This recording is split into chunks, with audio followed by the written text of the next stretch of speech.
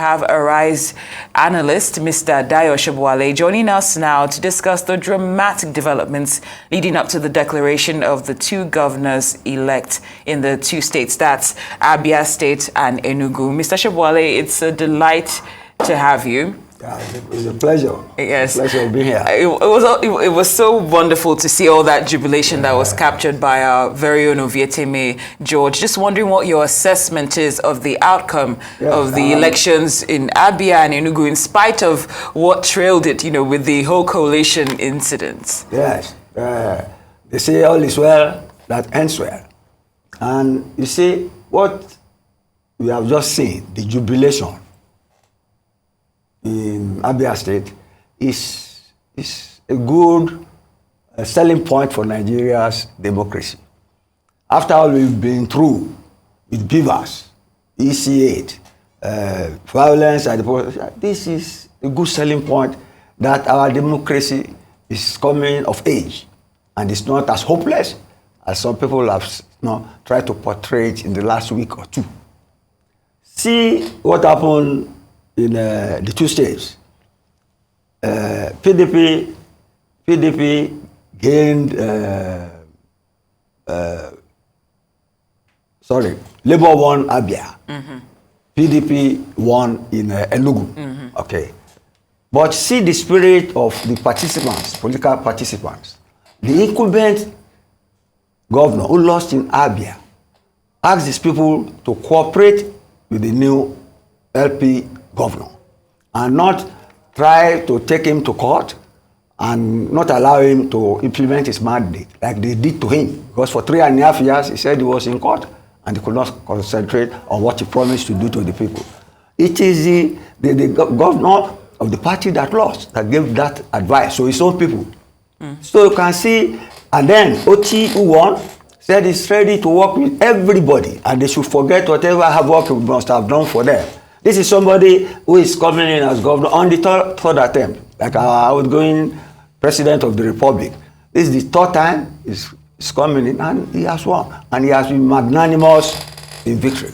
And then you can see that he's responsive because you saw those people dancing and celebrating. They say now they will go out of the dungeon because they know this man coming in will pay their salaries.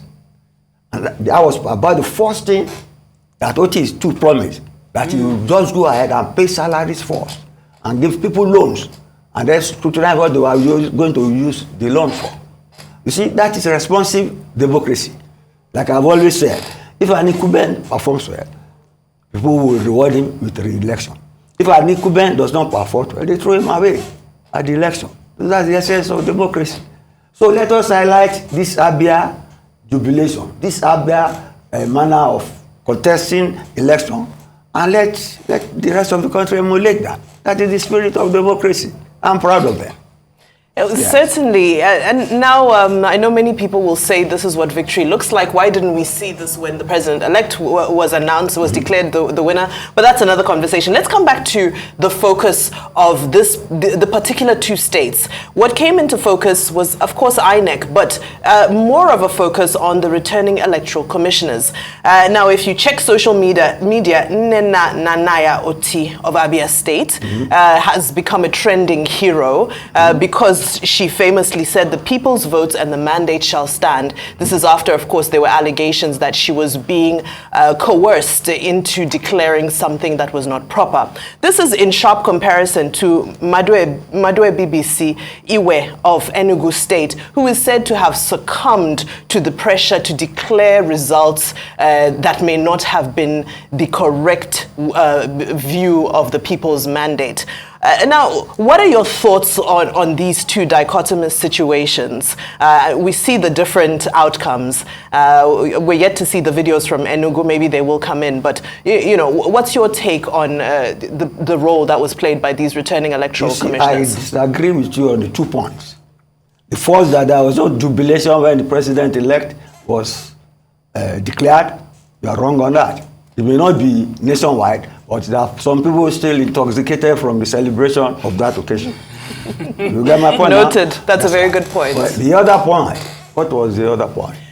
let's look at the returning electoral commissioners who became Yes, almost the stars of these two elections. Let us rake up old wounds. Victory is sweet. Get me? They say when you triumph, you see, they say victory or success has many fathers, but failure, I mean, it's an orphan. That some people did not perform well should not detract from the joy of the moment to congratulate those who have performed well.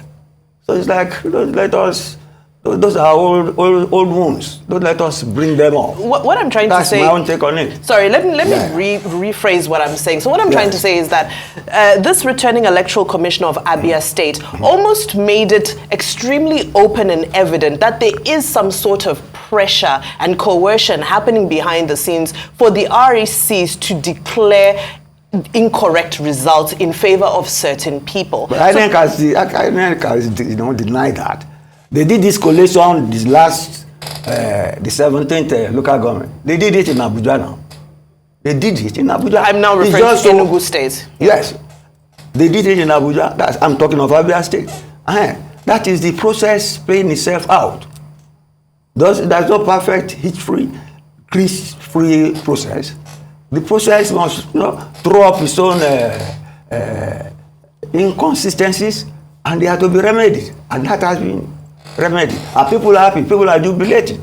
Even those, nobody has spoken about going to court yet.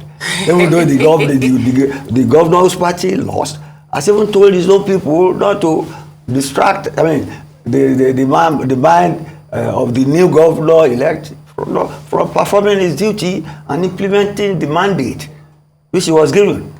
Part of which mainly, like you have seen there, is for him to pay salaries. Indeed. Thank you, Mr. Let's Shobowale. commend what we should commend. Speaking of commending, looking at what we saw in Abia State Right. and how things played out, you think it can be emulated in terms of the collation? You know, things were put on hold and speculations or things were investigated, and then we had this outcome. Would you like to see that implemented on a wider scale, even though you did mention yesterday that context is key? Yes, that is the essence of politics, politicking, and electioneering and elections. Because it is a human factor. You have millions of people coming to elect leaders. So there must be problem. There must be problem. Some crazy people will just carry away the ballot box, carry away something. But there must be monitoring to make sure the process sees itself through.